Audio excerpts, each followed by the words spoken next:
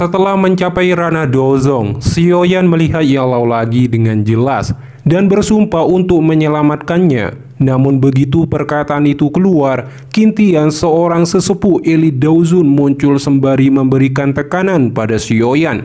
Tapi Xiaoyan tidak takut sedikit pun dan berkata akan membalas dendam. Qintian menampar tubuh spiritual Xiaoyan secara paksa, mengeluarkannya hingga tata ruang pecah. Ekspresi senang muncul di wajah Yalao saat dia melihat tubuh Xiaoyan menghilang. Alasan Yalao masih bertahan karena keterampilan alkimisnya disukai kepala aula jiwa.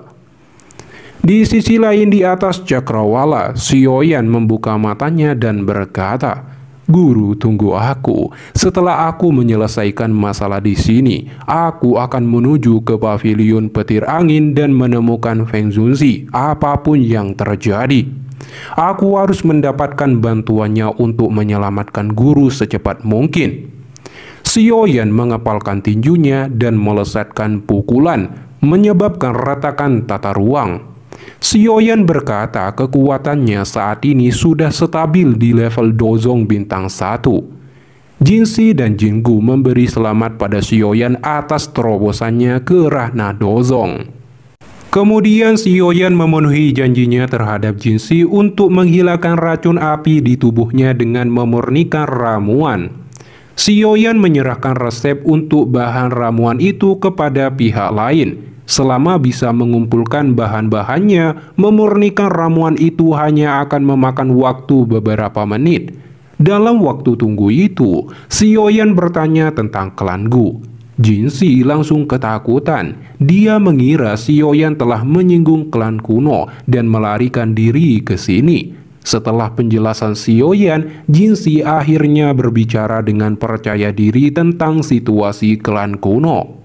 Di seluruh wilayah dataran tengah, aula jiwa dan menara pil atau 3 suku besar kuno di dunia Magical Base takut pada klan Gu ini. Xiaoyan langsung terkejut karena belum pernah mendengarnya. Jinshi mengatakan mereka adalah keturunan dari zaman kuno dan memiliki garis keturunan Daodi. Keberadaan mereka sangatlah misterius dan hanya klan Gu tersisa yang memiliki garis keturunan Daodi sampai saat ini. Xiaoyan berkeringat dingin saat mendengar penjelasan itu. Bagaimanapun, Daodi adalah ekstensi yang legendaris. Kemudian Xiaoyan teringat apa yang dikatakan Sun Er kepadanya. Ketika mereka berdua berpisah, Sun Er memberitahu Xiaoyan untuk tidak datang mencarinya sebelum kekuatannya mencapai tingkat Dozong. Saat ini Xiaoyan akhirnya memahami niat baik Sun Er dan tahu jika Sun Er berasal dari klan kuno.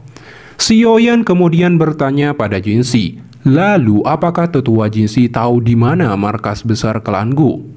Jinshi mengatakan di wilayah timur dataran tengah. Tapi sebagian besar orang dari klan Gu semuanya tinggal di alam Gu, dunia yang diciptakan oleh seorang elit Dao Sheng.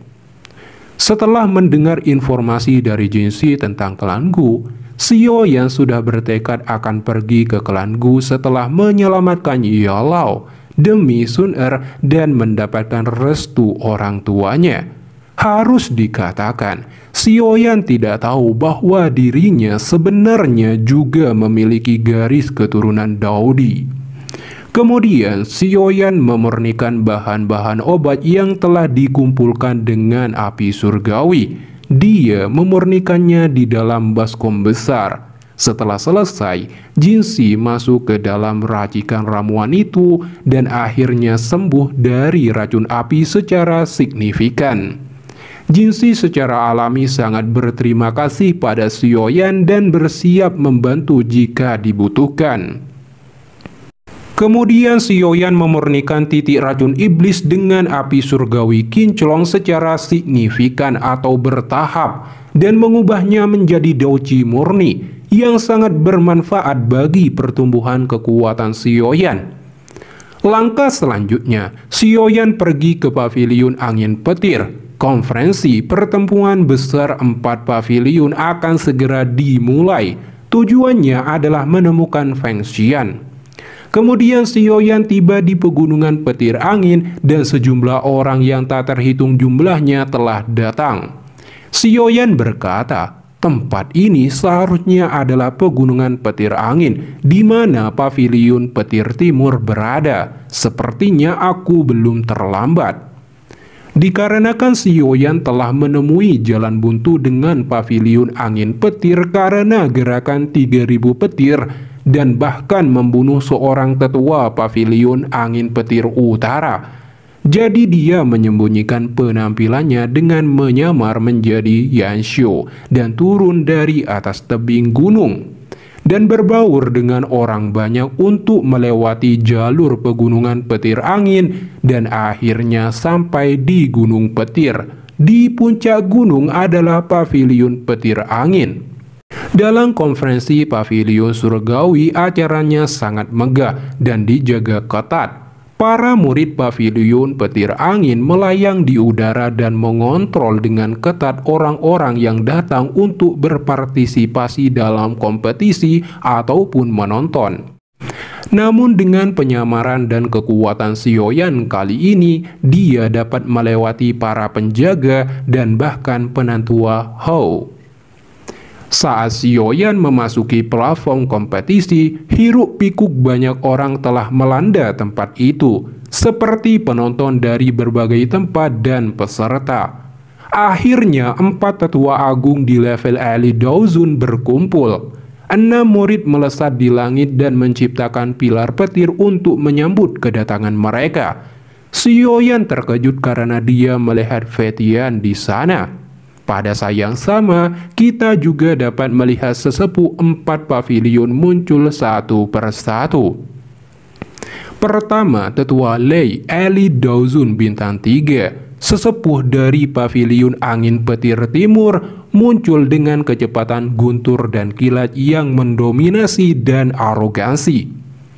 Diikuti oleh kedatangan Tetua Jian, Elite Douzun Bintang 3, sesepuh dari paviliun 10.000 pedang yang langsung menggunakan pedang besar yang dipadatkan dari Daoqi sebagai tumpangan, lalu memecahnya sebagai pijakan dan berjalan turun dari langit selangkah demi selangkah. Kemudian Tetua Huang Quan Elite Douzun Bintang 2 datang. Sesepuh dari paviliun musim semi kuning muncul dengan Wang Chen di belakangnya. Akhirnya, Feng Xian Elite Douzun Bintang 3 puncak yang paling kuat dari 3 sesepuh paviliun dan wakil sesepuh dari paviliun bintang jatuh muncul. Perlahan-lahan turun dari langit bersama Mu Qingluan di ranah Douzun sekarang dan menemani 3 sesepuh untuk duduk. Mereka juga saling menyapa dengan cara uniknya tersendiri. Xiaoyan menyaksikan kemunculan Feng Xian sangat gembira.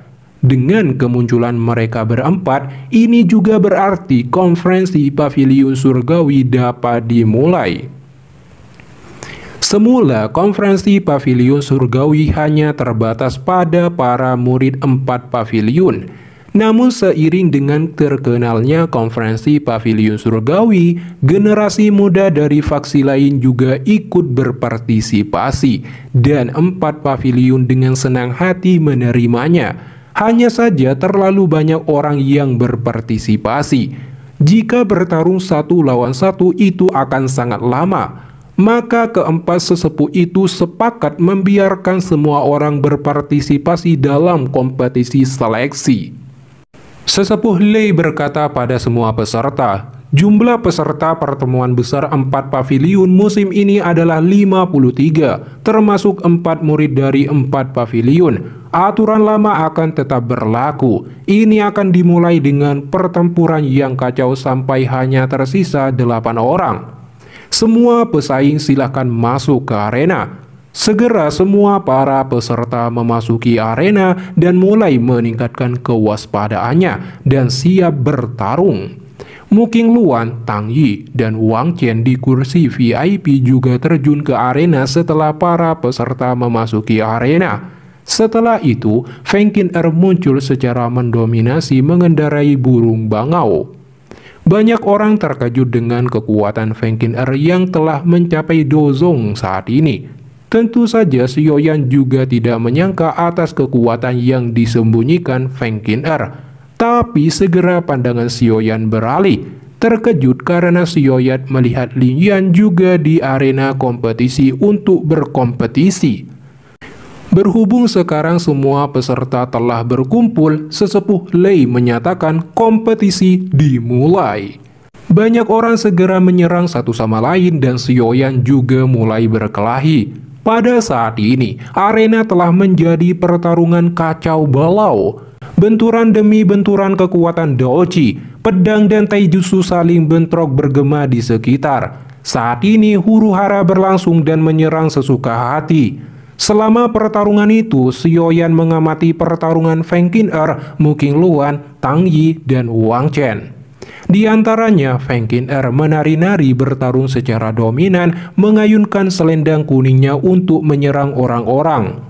Selain itu, Lin Yan yang sedang bertarung dengan musuhnya, Xiaoyan juga mengamati Lin Yan. Di matanya, kelincahan dao skill yang digunakan Lin Yan sangat aneh, karena seperti bebek yang menghindar ke kanan dan ke kiri. Namun dalam pertarungan itu, ada seorang petarung datang dan menyerang secara bertubi-tubi pada Lin Yan, hingga dia terpojokkan dan terpukul mundur. Faktanya, dia secara sengaja memancing Lin Yan memasuki wilayah jangkauan Wang Chen. Orang itu berencana memasang Lin Yan ke dalam wilayah Wang Chen. Xiaoyan mengerutkan keningnya, jelas Wang Chen menggunakan orang lain untuk melakukan perbuatan kotornya.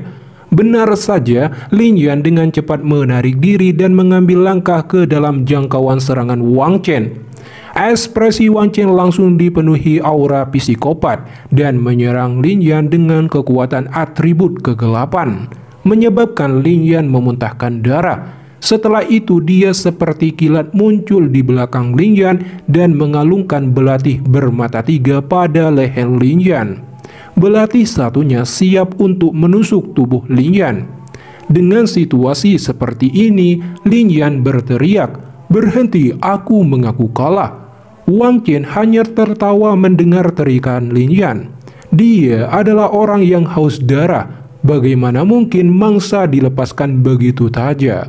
Sialan, kau bajingan tak tahu malu. Lin Yan sungguh tidak menyangka melihat bahwa orang ini tidak melepaskannya meskipun telah mengaku kalah. Di saat belati Wang Chen akan disusukkan ke dada Lin Yan, Xiaoyan bertindak tepat waktu menyelamatkan Lin Yan dengan menghisap tubuhnya ke sisinya, menyebabkan keterkejutan di dalam arena. Tetapi segera Xiaoyan dan Lin Yan juga dikelilingi oleh murid-murid dari paviliun musim semi kuning. Pertarungan seru antara Xiaoyan dan Wang Chen akan segera dimulai. Xiaoyan akan mengejutkan semua orang dengan kekuatannya di level Dozong.